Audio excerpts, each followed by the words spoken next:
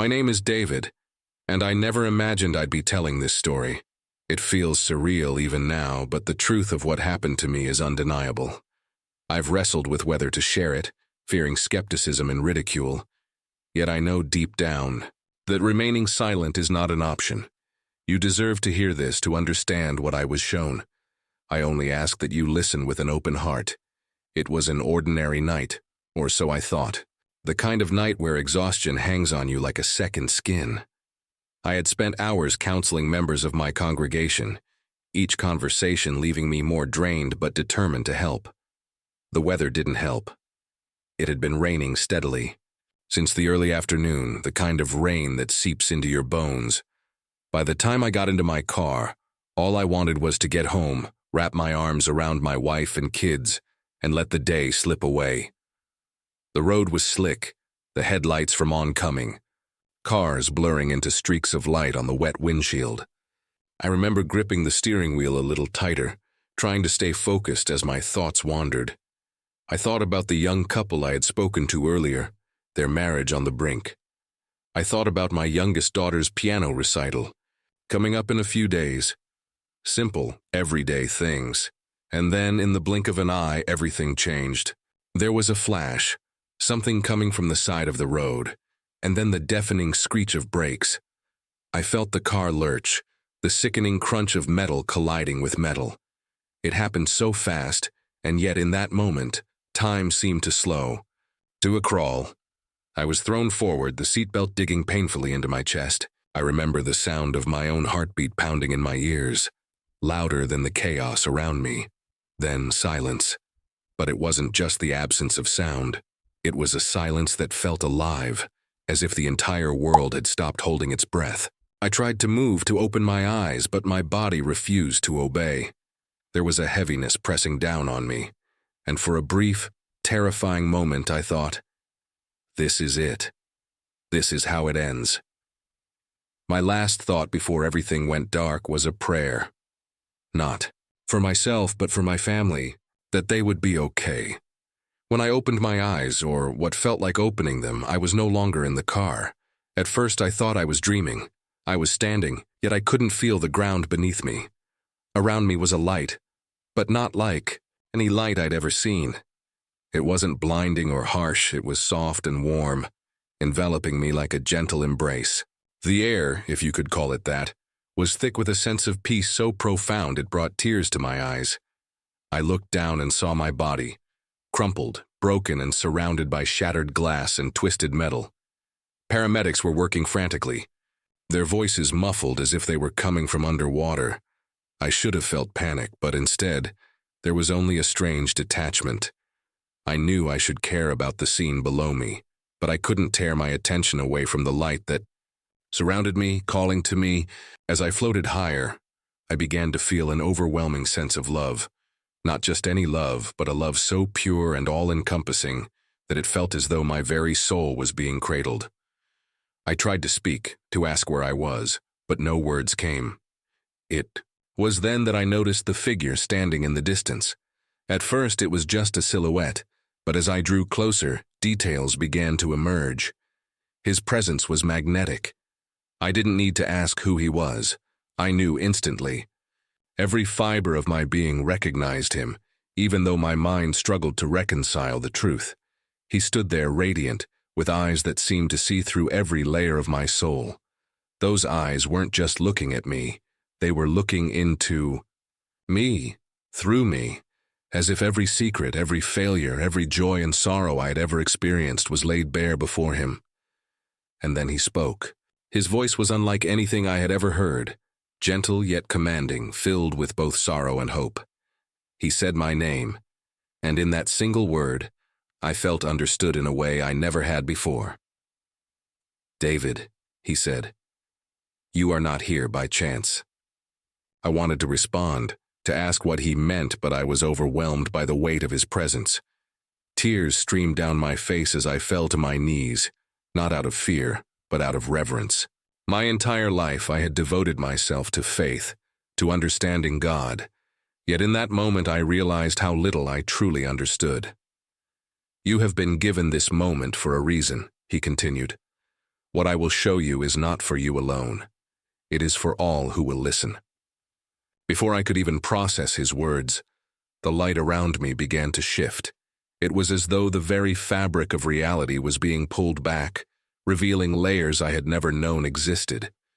Visions began to unfold before my eyes, vivid and hauntingly, beautiful, yet tinged with a sense of urgency that made my heart ache. The visions came in waves, each one more vivid than the last. At first I saw a world that looked familiar, our world. People bustling through crowded streets, faces illuminated by the cold glow of their devices. Everywhere I looked, there were screens, voices overlapping in a cacophony of noise. Yet something was wrong. It wasn't the world I knew, not entirely. There was a hollowness to it, a kind of emptiness beneath the surface.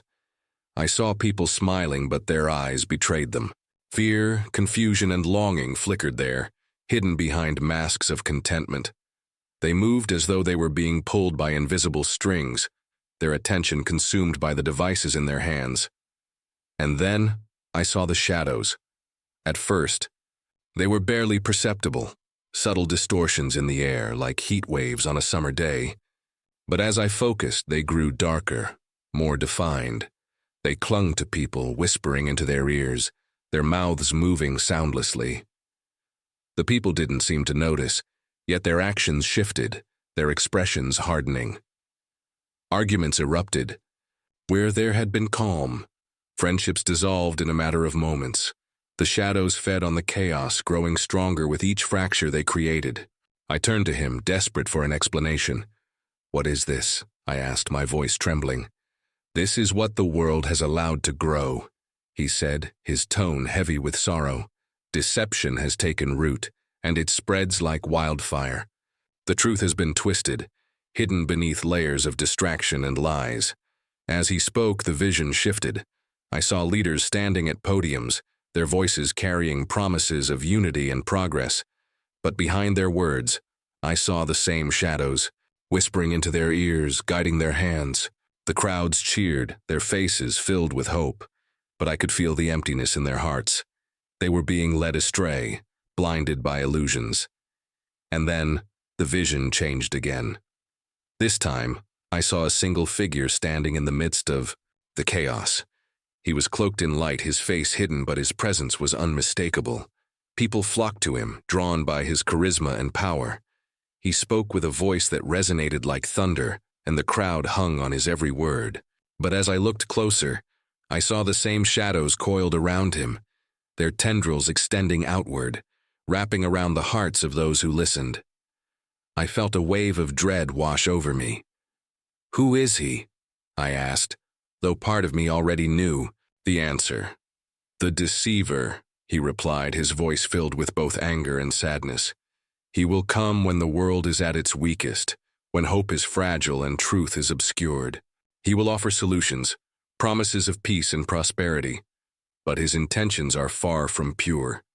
Even the faithful will struggle to see through his lies." I wanted to look away, to close my eyes and block out the vision, but I couldn't. There was a heaviness in my chest, a deep sorrow for the world I was seeing. I thought of my family, my congregation, all the people I had tried to guide and protect. How could they stand against something so insidious? As if reading my thoughts, he placed a hand on my shoulder. The warmth of his touch spread through me, calming my racing heart. "Do not despair," he said. "There is still hope, but it requires vigilance. Those who seek the truth, who hold fast to faith, will see through the deception. But you must speak. You must tell them what you have seen." The weight of his words settled over me, and I felt a surge of inadequacy. "Why me?" I asked, my voice breaking. "I'm just one man. What can I possibly do?" He looked at me with a compassion so profound it brought fresh tears to my eyes. "You are not chosen because you are perfect," he said. "You are chosen because you are willing. The truth does not need a perfect messenger. It needs a willing one." I wanted to argue, to protest that I wasn't strong enough, but the sincerity in his eyes silenced me. There was no judgment there, no expectation of perfection, only love, and a deep understanding of my fears and doubts. The vision shifted again, and this time I saw glimpses of what could be. I saw people waking up, their eyes opening to the truth. I saw communities coming together, their faith anchoring them against the storms of deception. It was a glimmer of hope, fragile yet powerful. "You will not be alone," he said. "The seeds you plant will grow, even if you do not see the harvest. Trust in that." His words echoed in my mind as the light around us began to dim. I felt a pull, a tugging sensation that grew stronger with each passing moment. Panic welled up in me. "Wait," I cried. "I'm not ready to leave." But he smiled, a gentle, reassuring smile that seemed to hold the weight of eternity. "You are ready," he said. "Go and be not afraid." The light vanished and I was falling, tumbling back into the darkness. The peace and warmth of his presence were replaced by a cold, jarring sensation. My eyes snapped open, and I was greeted by the harsh glare of fluorescent lights and the frantic voices of paramedics. The disorientation was overwhelming. The world around me felt wrong, too sharp, too loud, too heavy. I was back in my body, but it felt foreign, as if I were crammed into a space too small for my soul. My chest ached where the seatbelt had saved me, and my head throbbed with a dull, insistent pain. Blinking against the brightness of the hospital room, I tried to piece together where I was and how I had gotten here. "David," my wife's voice broke through the haze. I turned my head slowly, wincing at the stiffness in my neck. She was there, her face pale and streaked with tears, her hands clutching mine as if afraid I would slip away again. Beside her were my 2 daughters, their wide, worried eyes filling me with a pang of guilt. "You're okay," she whispered, her voice trembling. "You're here with us. Thank God." I wanted to respond, to tell her I loved her, to reassure her that everything would be all right, but the words caught in my throat. How could I begin to explain what I had just experienced? How could I make sense of it myself? The images, the voice, his presence, it all felt so vivid, so real. And yet the stark reality of the hospital room made it seem impossibly distant. The doctors came in, their faces masks of professional concern. They told me about the accident, how I'd been unconscious for several minutes before the paramedics revived me. "You're lucky to be alive," one of them said, shaking his head. "The impact should have been fatal." Lucky, that's what they called it. But I knew better. What I had experienced wasn't luck. It was something far greater, something I couldn't keep to myself, no matter how afraid I was of being dismissed or ridiculed. The days that followed were a blur of recovery and reflection. Physically, I was healing. My injuries, while painful, weren't severe, and the doctors marveled at how quickly I was regaining strength. But inside, I was a storm of conflicting emotions. The memory of his voice, the weight of his message pressed on me like a stone. Every time I closed my eyes, I saw the visions again, the shadows, the deceiver, the faces of people lost in their illusions. At night, when the house was quiet and my family was asleep, I would sit in the darkness replaying every detail of the encounter. I tried to pray, but my words felt inadequate. How could I ask for clarity when I had already been given so much? How could I ask for courage when I knew the path ahead would be fraught with challenges? The first time I tried to tell my wife, I hesitated. We were sitting at the kitchen table, the soft glow of a single lamp casting shadows on the walls. She was holding my hand, her thumb tracing gentle circles on my skin, a habit she had when she was worried. "There's something I need to tell you," I began, my voice barely above a whisper. "Something that happened while I was gone." Her brow furrowed, but she didn't interrupt. She simply nodded, her eyes searching mine for answers. I took a deep breath and told her everything. The crash, the light, the figure I had seen, the message he had given me. It all spilled out in a rush, the words tumbling over each other as I struggled to convey the enormity of what I had experienced. When I finished, there was a long silence. She didn't laugh or dismiss me, but she didn't speak right away either. Her grip on my hand tightened and I could see the conflict in her eyes, part of her wanting to believe me, the other part grappling with the impossibility of it all. David, she said finally, her voice steady but laced with emotion, I don't know what to make of this, but I believe you. I believe that whatever you saw, whatever you experienced, it's real to you. And that's enough for me. Her words were a balm to my soul, but they also deepened my sense of responsibility. If she could believe me, even with her doubts, then perhaps others could too. Perhaps the seeds I was meant to plant could find fertile ground. But the task wasn't easy. When I began sharing my story with others, the reactions were mixed. Some listened with rapt attention, their eyes wide with wonder and fear. Others dismissed me outright, their skepticism written plainly on their faces. A few accused me of fabrication, suggesting I had imagined it all in the throes of trauma. Each rejection stung, but I reminded myself of his words. The truth does not need a perfect messenger. It needs a willing one. I wasn't here to convince anyone.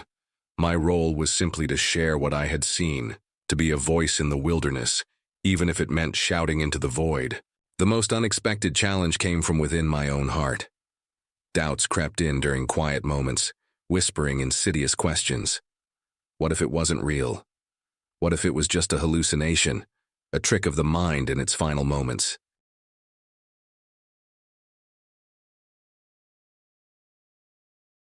But every time those thoughts surfaced, I would feel the memory of his presence, the warmth of his hand on my shoulder, and I would know. This wasn't a dream or a delusion. It was truth, and it demanded to be shared. The first time I stood before my congregation to share my experience, I felt the weight of 1,000 eyes on me. The synagogue, a place that had always felt like a second home, now seemed daunting and unfamiliar. I adjusted the microphone, the small sound of feedback echoing in the room as I took a deep breath. My hands were trembling, and I gripped the edges of the podium to steady them. Shalom, I began, my voice catching slightly. Today, I stand before you not as your rabbi, but as a man humbled and transformed by an experience I never thought possible. The room was silent, the usual rustling and whispers replaced by an almost eerie stillness. I looked out at the faces of my congregation, people I had known for years, people who had trusted me to guide them in their faith. Would they trust me now, when what I had to say might sound so alien to everything they believed? I started with the accident, describing the mundane details of that rainy night, the headlights cutting through the darkness, the sudden screech of brakes. The familiar gave way to the extraordinary, as I recounted the moment my soul left my body, the light that surrounded me, and the presence of the one who had spoken to me. As I spoke of him, my voice grew steadier, the memory of his love and compassion filling me with strength. He called me by name, I said, my gaze sweeping over the congregation. And in that moment I knew exactly who he was, though I had never allowed myself to believe it before. It was Yeshua, Jesus. A murmur rippled through the room, the first sign of unease. I paused, letting the weight of my words sink in. This was the moment I had feared, the moment when everything I had built as a rabbi could come crashing down. I know what some of you might be thinking, I continued, raising a hand to quell the whispers. Believe me, I wrestled with the same thoughts. How could this be? How could the Messiah I had spent my life rejecting be the one standing before me in the light?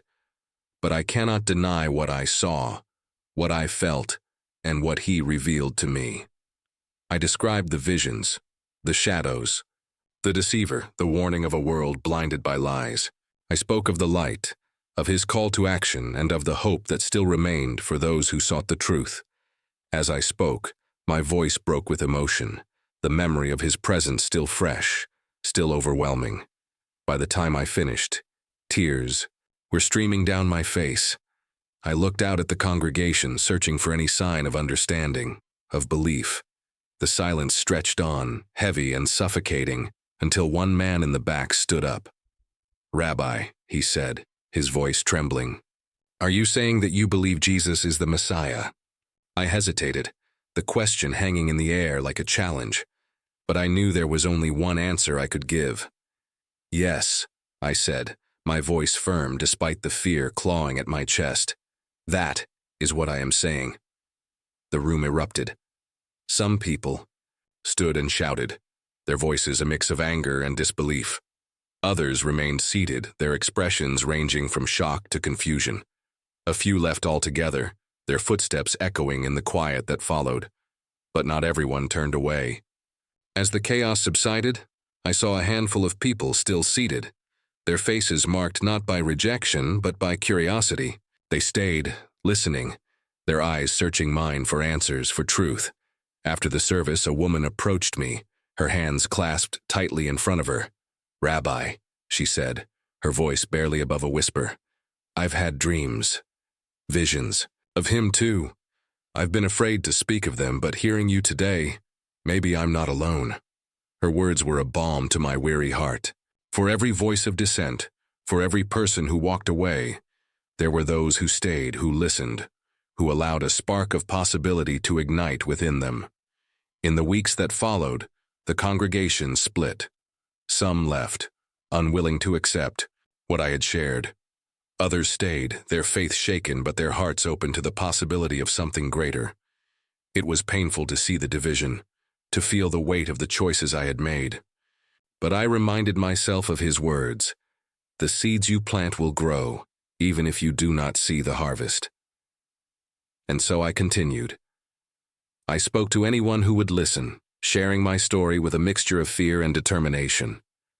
Some days, the burden felt too heavy, the doubts too loud. But in those moments, I would close my eyes and remember the warmth of his hand on my shoulder, the light that had surrounded me, and the truth that had been etched into my soul. I didn't have all the answers. I didn't know what the future held, or how the world would respond to the warnings I had been given. But I knew this. I had been given a message, and it was my duty to share it no matter the cost.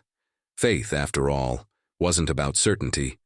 It was about trust, and I trusted him with all that I had. Months passed, and my life took on a strange, new rhythm. By day, I resumed my role as a rabbi, though now with a congregation diminished in size but not in passion. By night, I wrestled with the memories of my experience and the weight of the message I had been given. The world around me seemed unchanged, yet I could feel the undercurrents of what I had been warned about. Technology was everywhere, saturating every corner of life. Social media algorithms dictated conversations, spreading division under the guise of connection. News outlets blurred the line between information and manipulation. It all felt so eerily familiar, like the dark, shifting shadows I had seen during my encounter. One evening, I received an invitation to speak at a local interfaith gathering. It was a small event, intended to foster dialogue among people of different faiths. I hesitated before accepting, knowing the risks. Sharing my experience with my own congregation had been challenging enough. Speaking to strangers of varying beliefs could be even more polarizing. The event was held in a modest community center, its walls lined with symbols of various religions, crosses, menorahs, crescent moons, and more. I arrived early, greeted by a friendly organizer who introduced me to the other speakers. There was a priest, an imam, a Buddhist monk, and a secular humanist.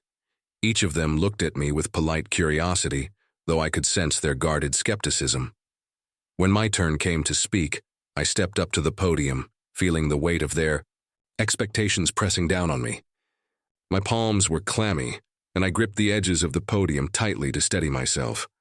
"I want to thank you all for allowing me to share my story," I began, my voice steady but quiet.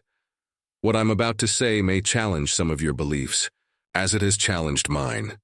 But I speak not as a rabbi, not even as a man of faith, but as someone who has seen something I cannot ignore." I recounted my experience, starting with the accident and the moments leading up to it. As I described the light, the presence of Yeshua, and the message I had been given, the room grew still. The priest leaned forward in his seat, his hands clasped tightly, the imam's brow furrowed in thought, while the monk closed his eyes as if meditating on my words. When I finished, there was a long silence. Finally, the secular humanist spoke, his tone measured but skeptical. "Rabbi, what you experience sounds extraordinary, but how can we differentiate between a genuine spiritual encounter and the hallucinations of a brain under stress?" It was a question I had anticipated, one I had asked myself countless times in the aftermath of my experience. I took a deep breath before responding. "That's a valid question," I said, "and to be honest, I don't have a scientific explanation for what I experienced, but what I do know is this: the clarity, the depth, the overwhelming sense of love and purpose I felt in that moment. It was unlike anything I have ever known. It changed me, not just in how I see the world, but in how I live my life. Can a hallucination do that?" The humanist nodded thoughtfully, though he said nothing further. It was the priest who spoke next. "Rabbi," he said, his voice trembling slightly, "your story resonates deeply with me. The visions you described, the warnings, they align with things I've studied in Scripture, things I've prayed about for years. I believe you." His words sent a ripple through the room, and the imam nodded slowly. "In Islam," he said, "we also believe in visions and divine encounters. While our interpretations may differ, I cannot dismiss your experience. It reminds us that we are all seeking the same truth, even if our paths are different." The monk finally opened his eyes, a serene smile on his face. "Truth transcends words and doctrine," he said. "It is felt in the soul. Your story carries the essence of that truth, Rabbi. It reminds us of the urgency to awaken." Their responses filled me with a cautious hope. Perhaps the message I had been given could transcend boundaries, touching hearts in ways I hadn't imagined. The conversation continued late into the night, with each of us sharing perspectives, finding common ground despite our differences. As I drove home that evening, the rain tapping gently against the windshield, I felt a sense of peace I hadn't known since my encounter. The burden of my message was still heavy, but it no longer felt like mine to carry alone. I realized then that the seeds I had been called to plant were not meant to grow in isolation. They were meant to connect, to intertwine with the roots of others who sought the same light. In the days that followed, I began to notice small changes. People from the interfaith gathering reached out, asking to hear more about my experience. Some shared their own stories of encounters and revelations, creating a network of individuals bound by a shared sense of purpose. The shadows in the vision had seemed insurmountable, their darkness impenetrable. But now I understood that the light wasn't meant to banish the shadows all at once. It was meant to spread, one spark at a time, until the darkness could no longer hold its ground. And so I continued to share, to listen, to plant the seeds. The journey was far from over. But for the first time, I felt that I wasn't walking it alone. Life didn't suddenly become easier after that night, but it took on a new kind of meaning. The days felt like a series of tests and opportunities, each one forcing me to confront the weight of what I had seen and heard. Some people dismissed me outright, accusing me of abandoning my faith, while others approached me with cautious curiosity, unsure if I had gone mad or stumbled onto something profound. One morning, as I was preparing for a small Torah study session, I received a letter. It had no return address, only my name written in an unfamiliar hand. Inside was a single sheet of paper with a message that sent a chill down my spine. Stop. The darkness fears the light. There was no signature, no indication of who had sent it, but the words struck a chord deep within me. It was as though they had been written by someone who understood the struggle I was facing, someone who had glimpsed the same truths. I folded the letter carefully and tucked it into my pocket, resolving to carry it with me as a reminder of my mission.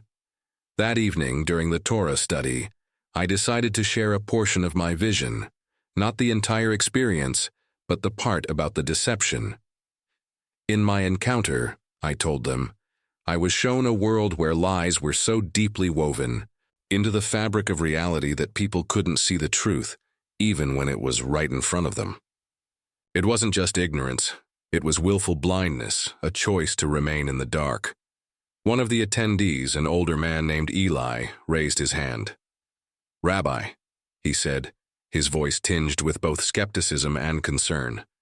"How can we discern truth in a world so full of deception? How do we know what to believe?" I took a deep breath, remembering the clarity of Yeshua's words during my encounter. "We must start by grounding ourselves in what is eternal," I said. "The truth is not something we invent, it's something we uncover. And we uncover it by seeking, by questioning, and by being willing to confront uncomfortable realities. It begins with humility, the recognition that we don't have all the answers." Eli nodded, though his expression remained contemplative. I could tell that my words had sparked something in him, even if he wasn't ready to fully embrace it yet.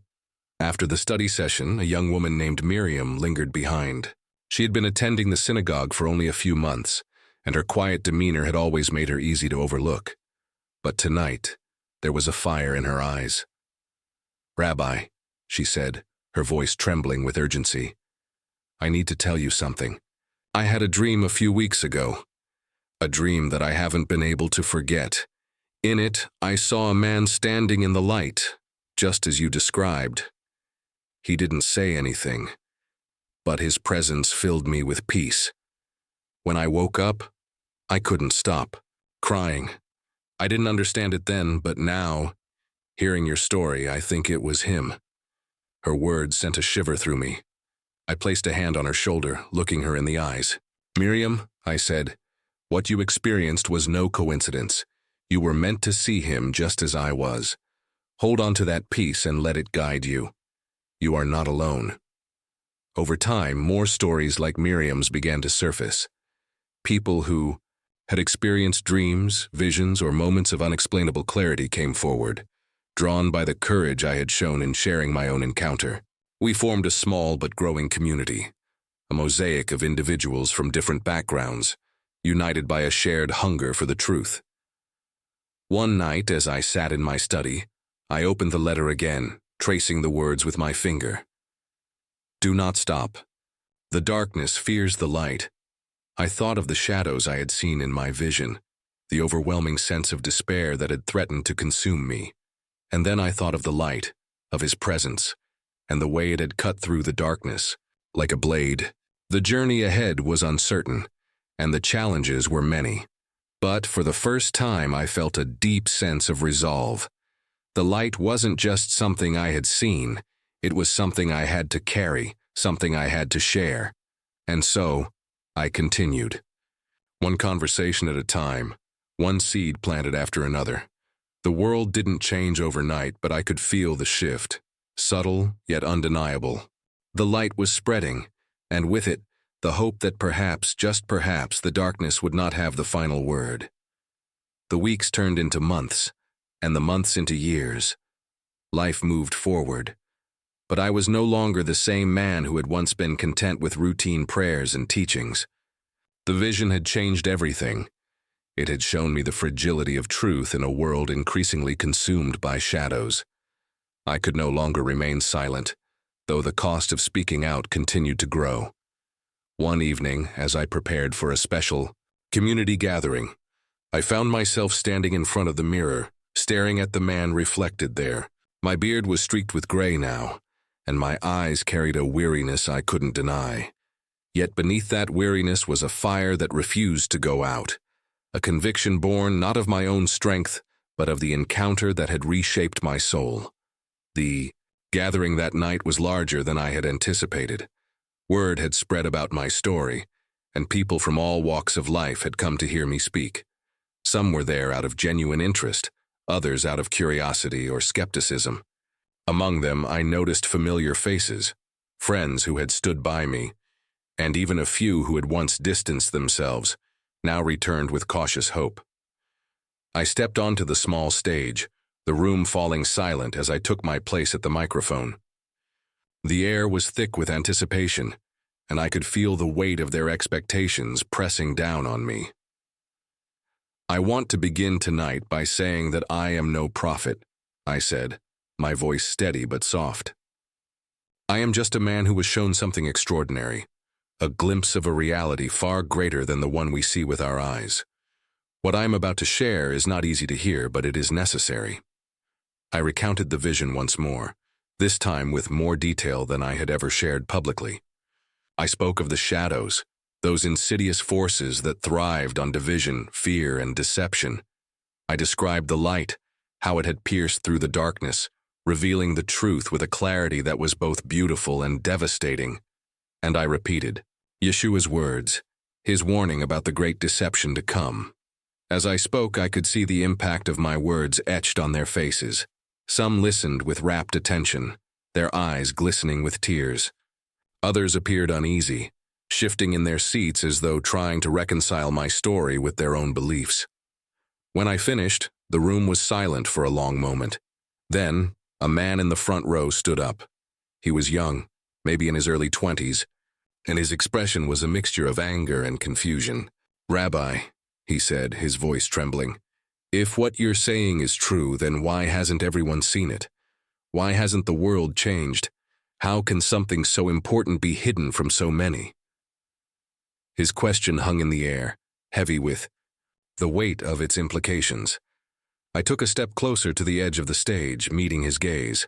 "Because the truth is not forced upon us," I said. "It is offered, gently, patiently, waiting for us to choose it. The light is always there, but we must be willing to open our eyes to see it. And that is the hardest part, because to see the truth is to confront everything we fear, everything we cling to, everything we think we know." He sat down slowly, his expression softening but still filled with uncertainty. Others in the audience began to murmur, their voices blending into a low hum of conversation. After the event, a woman approached me, her face lined with years of sorrow and resilience. She took my hand in hers, her grip firm yet tender. "Thank you," she said simply. "You've given me hope tonight. I don't know if I fully understand what you've seen, but I know it's real. I've felt it too in my own way." Her words stayed with me as I drove home that night, the stars shining brightly above the darkened road. For all the doubt and resistance I encountered, there were moments like this, moments that reminded me why I had been given this message, why I couldn't stop sharing it. But as the days turned into weeks, I began to notice something unsettling. The shadows I had seen in my vision were not just metaphors. They were manifesting in ways I hadn't anticipated. Conversations were becoming more polarized, families divided over ideologies, and the pursuit of truth often drowned out by the noise of endless distractions. The world felt like it was hurtling towards something, a tipping point, and though I didn't know what it was, I felt the urgency growing within me. The light I had been shown wasn't just a comfort, it was a call to action. One night, as I sat in my study staring at the letter with its cryptic message, I found myself praying again, not the structured prayers of tradition, but a raw, desperate plea. "Guide me," I whispered. "Show me what to do. Show me how to be the light." In this darkness, and in the stillness that followed, I felt a quiet answer, not in words, but in the steady, unshakable sense of purpose that filled my heart. The journey was far from over. The work was just beginning. The days that followed were filled with an almost unbearable sense of urgency. The world was changing around me rapidly, unpredictably. The shadows I had seen in my vision were becoming more pronounced, more tangible. Division and fear seemed to be taking root in every corner of life, politically, socially, even spiritually. People were losing touch with each other, locked in echo chambers, no longer able to see beyond their own narrow perspectives. It was as if the message I had received, the warning from Yeshua, was coming to life before my very eyes. The feeling of being overwhelmed was constant. How could I, a simple rabbi, make a difference in the face of such chaos? The burden felt heavier every day, but I knew that I couldn't stop now. The light I had been shown, the truth that had been revealed to me, was something worth fighting for. It wasn't just a message to be shared, it was a call to action. One evening, as I sat in the quiet of my study, I received a call that changed everything. It was from an old friend, Miriam, the woman I had met years ago after my first public sharing of the vision. Her voice was shaky, filled with fear. "Rabbi," she said, "I need your help. Something is happening, something I can't explain. People are changing. It's like they're not themselves anymore. The things they're saying, the way they're acting, it's like they're being controlled." My heart raced as I listened to her. "Miriam, slow down. What do you mean, controlled?" "I don't know how to describe it," she said, but there's a force, an influence that's spreading. It's affecting people's minds, their hearts. It's like they're being programmed, like they've lost the ability to think for themselves. I'm scared, Rabbi. I don't know what to do." The weight of her words hit me like a punch to the gut. It sounded too familiar, like the vision I had seen, the deception that was coming to overtake the world. I had feared this moment, but hearing it in Miriam's voice made it feel all too real. "I'll be there," I said, my voice steady, even as my mind raced. "Stay safe, I'm coming to you." I didn't even pack a bag. I left immediately, driving through the night, my mind a whirlwind of thoughts and prayers. When I arrived at Miriam's apartment, I found her waiting at the door, pale and trembling. She ushered me inside quickly, glancing nervously over her shoulder as if she feared someone might be watching. "Tell me what's happening," I said, my voice low. Miriam led me to her living room, where a group of people, her friends, family members, sat huddled together. At first glance, they seemed fine, but something about their expression sent a chill through me. Their eyes were vacant, their faces eerily still. They didn't speak, didn't acknowledge my presence. "Miriam," I whispered urgently, "what have they been doing? Have they been exposed to something? A message? A technology?" She shook her head, her eyes wide with fear. "I don't know, Rabbi. One by one, they started acting strange. The first one, my cousin Rachel, started speaking in a way I didn't recognize. Then it was my brother and my parents. I tried to talk to them, but they wouldn't listen. It's like they're lost." I walked closer to the group, my heart racing as I felt the weight of the situation. The vision I had been shown, the warning about deception, it was happening now. These people were no longer themselves. It wasn't just that they were brainwashed. It was as if they had been stripped of their essence, their humanity. "Yeshua," I whispered, the name escaping my lips like a prayer. I closed my eyes for a moment, seeking guidance, and in that silence I heard it. The same calm, gentle voice that had spoken to me during my NDE. "The darkness is subtle," it said. "It doesn't appear as an obvious force. It seeps in, quietly through the cracks until it has taken root. But it is not invincible. The light remains even in the deepest shadows." I opened my eyes, my resolve hardening. I knew what I had to do. I couldn't save everyone, but I could start with those who were still open to the truth. I turned to Miriam, who was watching me anxiously. "Miriam," I said, my voice firm, "we need to help them see the light again. We need to remind them of who they truly are, to awaken them from whatever grip this is." "But how?" she asked, her voice trembling. I paused, taking in the room of people, all lost in their own quiet worlds. There had to be a way to reach them, a way to break through the fog. Then it came to me, the same power I had felt during my encounter. The truth wasn't something we could force on them. It had to come from within, from their own hearts. But we could plant the seed, offer them the chance to choose the light over the darkness. "We speak the truth," I said, my voice steady with conviction. "We remind them of who they are. We remind them of the love and light that lives inside them, that can never be extinguished. We remind them that they are not lost, they are not broken, and we pray." We spent the rest of the evening gathered in prayer, reciting words of truth and love, speaking softly but firmly to the minds of those who were still trapped. It wasn't easy. There were moments when it felt like the room was pushing back, as if the shadows were trying to swallow the light we were offering. But we didn't stop. Hours passed, and as the first light of dawn began to filter through the windows, I saw a change. One by one, the faces in the room began to soften. The vacant expressions faded, replaced by confusion, then recognition. Slowly they began to speak, not in the controlled, robotic way they had been before, but with their own voices, their own will. Miriam's cousin Rachel was the first to speak clearly. What happened? Where am I? You're home. Miriam said, her voice breaking with emotion. You're safe. We're here, all of us, we're here. And in that moment, I knew that even in the darkest times, even when the shadows seemed impossible to overcome, the light was still there, waiting to shine through. It wasn't a quick fix. It wasn't a single battle won. But it was a victory, however small, in the fight for truth. As I left Miriam's apartment that morning, the sun rising behind me, I knew that this was only the beginning. The darkness would continue to spread, the deception would continue to try to take hold, but I had seen the light. I had been shown the truth, and I would never stop fighting for it.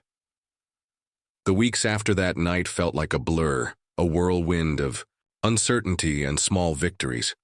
The world, it seemed, was caught in the grip of something larger than any of us could fully comprehend.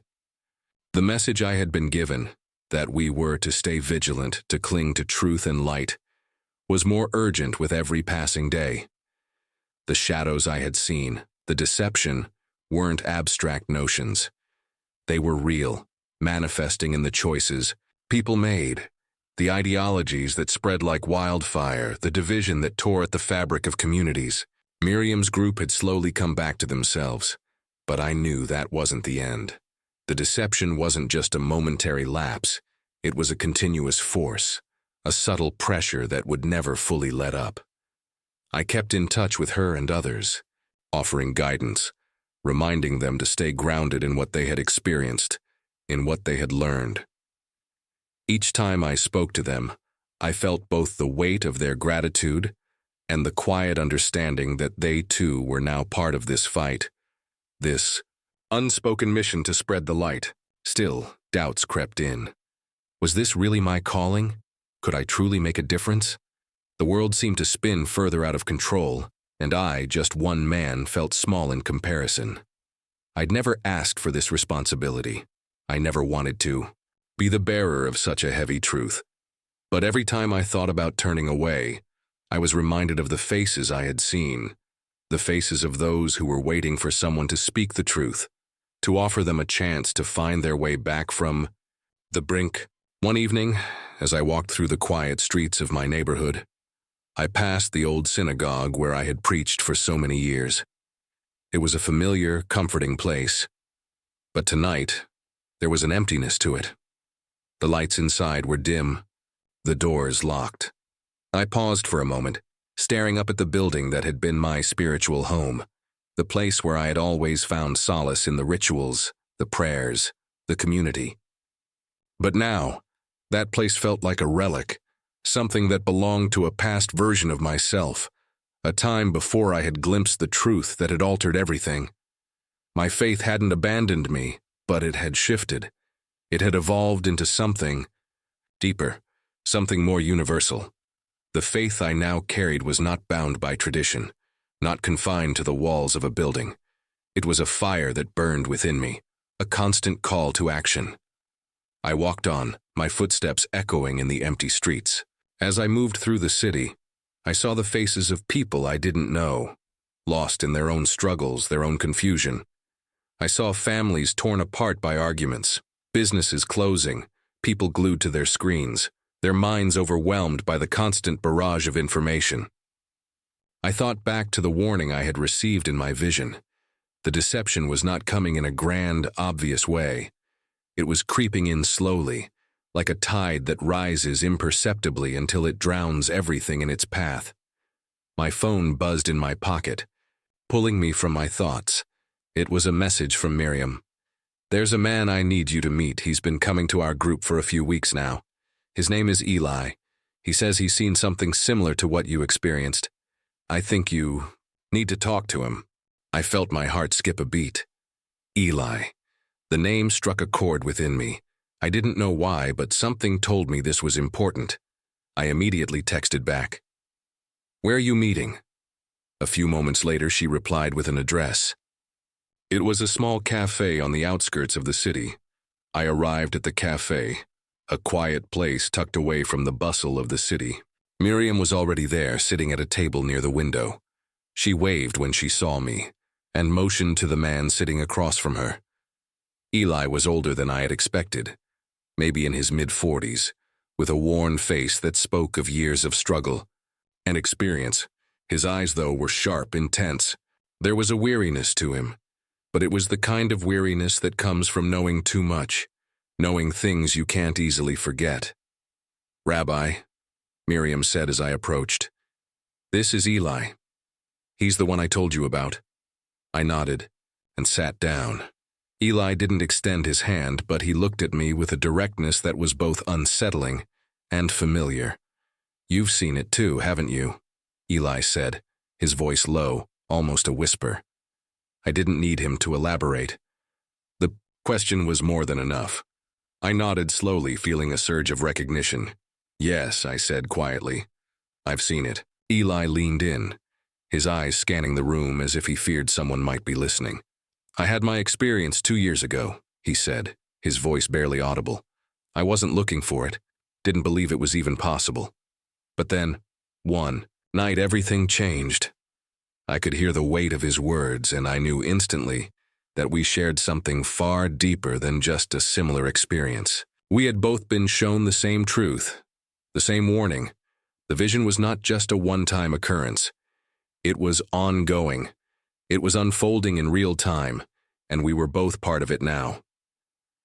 The deception, Eli continued, his voice shaking slightly. It's not just about lies, it's about control. People aren't just being lied to.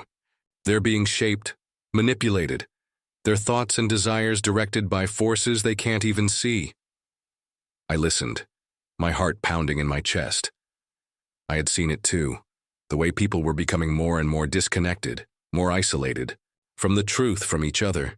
Eli's words mirrored my own fears, but there was something more in his eyes, something raw and desperate. We have to act, he said, his voice gaining strength. We can't wait for the world to change on its own. We need to wake people up. If we don't, the darkness will take over. It already has in many ways. But there are still people out there who need to hear the truth. I felt the weight of his words settle on my shoulders. And in that moment, I knew this was no longer just about me or my journey. It was about all of us. It was about the world, our world, and the choice we had to make. To speak the truth, even if it cost us everything. To bring the light into the darkness, no matter how overwhelming the shadows seemed. Eli's eyes locked with mine, and I knew that he understood. He knew the cost, but he also knew the importance. We were in this together, and together we had to fight for the truth.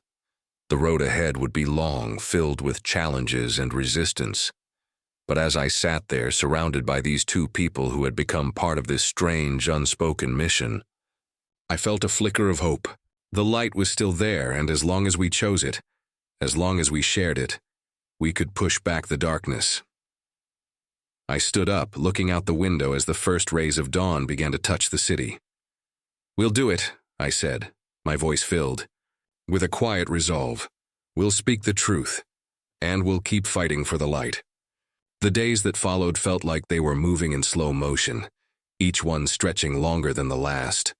The weight of our mission hung heavy in the air, as though we were carrying a burden too great to bear alone. I kept thinking back to the vision I had seen, to the warning that had been delivered so clearly during my near-death experience. The darkness that was creeping across the world. It wasn't just an abstract concept anymore. It was real. And it was up to us to stop it, to bring the light back into the places where it was being extinguished. Eli, Miriam, and I began to meet regularly. We talked about how we could make the truth known, how we could awaken others to what we had seen, what we knew. There was a sense of urgency in our conversations, a feeling that time was slipping away from us. We were all changed now, shaped by the visions we had experienced. We couldn't go back to our old lives. The world was moving too quickly, and we had to keep up. We had to be ready. We started small. We held gatherings, shared our stories with anyone who would listen. At first, it was just a handful of people, those who were curious or who had already felt something stirring in their hearts. But as we spoke, as we spread the word, the number of people who came grew. Some came out of fear, others out of curiosity, but all of them left with a sense of something greater. The message was simple. The deception was here, and it was up to us to resist it. There were moments of doubt, of course. There were nights when I lay awake, staring at the ceiling, wondering if what we were doing was enough. The world felt so broken, so divided. What could we, just a few people, possibly do to stop the tide of confusion and fear that was sweeping over everything? But then I remembered the words I had heard so clearly. The light remains even in the deepest shadows. We couldn't give up. We couldn't stop. One evening, we gathered at Miriam's apartment, the same place where we had first begun, to speak out against the forces that sought to divide and control. There were more people this time, more faces, more hearts open to the truth. But there was a new sense of tension in the air. I could feel it in my bones. Something was coming, something that would test us all. The light we had been spreading was beginning to shine brighter, but with that light came shadows that grew bolder. "Miriam," I said as we sat around the table, "I think we need to take a different approach. We can't keep doing this the way we have been. People are getting more and more polarized. It's not just about spreading the message anymore. We need to be more direct." She nodded, her expression serious. "You're right, but how do we do that without making things worse? How do we reach people who are already too deep in the deception to see the truth?" Eli, who had been silent until now, spoke up. "We show them. We don't just tell them. We live the truth. We show them what it means to live in the light, to be free of the lies. We lead by example." I could see the wisdom in his words. The truth wasn't just something we could speak. It was something we had to embody. We had to be living testaments to the power of light over darkness, to the strength that comes from faith and love. The decision was made. We would change our approach. We would go into the heart of the darkness, into the places where the deception was strongest, and we would show people what it meant to live with truth. We wouldn't just talk about it, we would live it. It wasn't easy. We faced resistance at every turn. The more we spoke, the more we shared our message, the more the forces of deception seemed to push back. People grew angry, afraid. The shadows we had been warned about were taking shape, and they were powerful. But we didn't stop. Every day we spoke the truth. Every day we lived it. And slowly something began to shift. It started with small moments. People coming to us, asking questions, seeking guidance. At first it was just a few, but soon it became more. There were whispers of change, ripples spreading out from the heart of the city. More people began to wake up, to see the lies for what they were, and those who had been touched by the light began to share it with others. But just when we thought we were making progress, when we thought we were on the verge of something bigger, something darker came to challenge us. It wasn't a single event, but a gradual escalation, whispers, lies, and deceit designed to pull us off course. The deception was becoming more insidious, more dangerous. People we had trusted began to turn against us, labeling us as delusional or dangerous. The forces that sought to keep the world in darkness were not giving up without a fight. One evening, as I sat alone in my study, I felt the weight of it all crash down on me. The vision I had been given, everything I had seen, everything I had experienced, seemed so far away now. The world was moving in the opposite direction. People were choosing the shadows, choosing fear over faith. But then I remembered something. I remembered the words I had heard during my near-death experience. The light remains, even in the deepest shadows. No matter how dark it got, no matter how many people turned away from the truth, the light would never go out. And as long As there were those who chose to carry it, there was still hope. I stood up, looking out the window at the city below. It was late, and the streets were empty, but I knew there were still people out there. People who needed the light, who needed the truth. And I would keep fighting for them. I would keep speaking, keep sharing, keep living the truth. No matter the cost. There was still so much left to do. The journey wasn't over. But I knew one thing for certain. As long as I had breath in my lungs, I would never stop fighting for the light. And I would never stop sharing the message I had been given. The message that the truth, the light, would always prevail. Even in the darkest of times, even in the face of overwhelming darkness, the light would remain. And with that, I stepped into the night, ready to continue the work that had been set before me. The journey was long, the road ahead uncertain, but I had seen the truth. I had felt its power, and I would carry it with me always. If you've read this far, then you've felt it too. The stirring, the pull toward something greater, something that calls us to stand firm in the light, even when the world seems intent on plunging into darkness. I don't know how much time we have, but I do know this. The truth is not just something to be believed, it's something to be lived. We can no longer afford to sit in silence while the shadows grow. The time to act is now. So I ask you with all the conviction in my heart, will you stand with us? Will you carry the light, speak the truth, and help guide others who are lost in the darkness? If you feel that call, if you know that your soul is asking for more, then don't wait. Share this message. Live the truth. Be the change we so desperately need. The world is watching. The question is, what will we choose to do with the light we've been given? Will we let it burn brightly, or will we hide it away in fear? I believe that together, we can make a difference. We can awaken the world to the truth, one heart at a time. So please, if this story moved you, share it with others. Spread the word.